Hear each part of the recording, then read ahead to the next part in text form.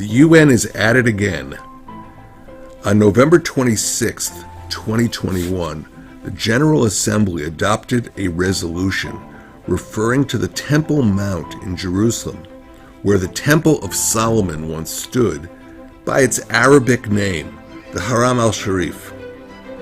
From the standpoint of the UN, Christian and Jewish connections to the area were non-existent.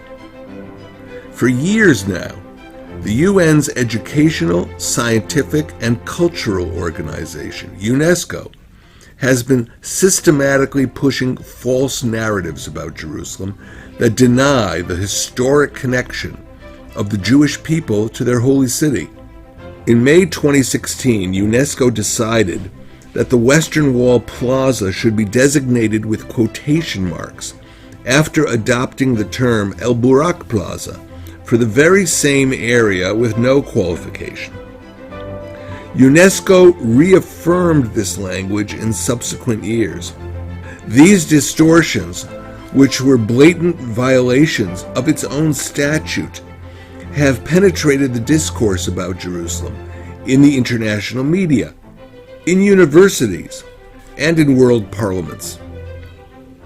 What was axiomatic 200 years ago is now called into question. So many people speak about Jerusalem, but so few really understand it.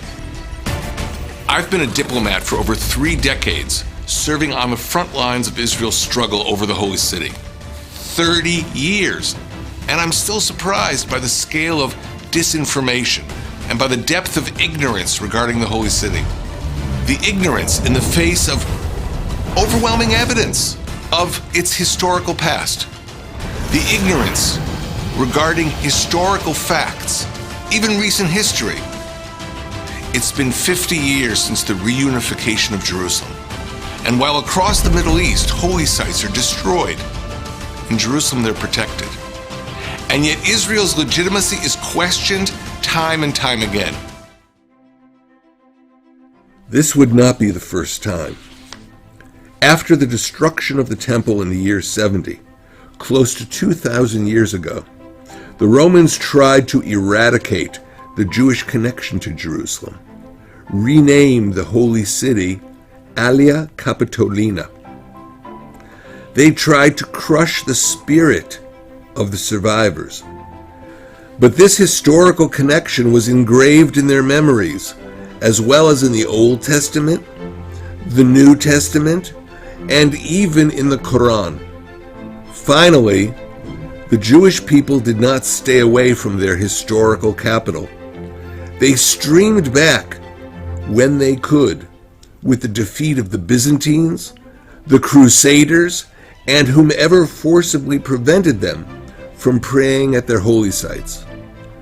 By 1864, the British documented that the Jewish people had reestablished an undeniable majority in Jerusalem that continues to this day.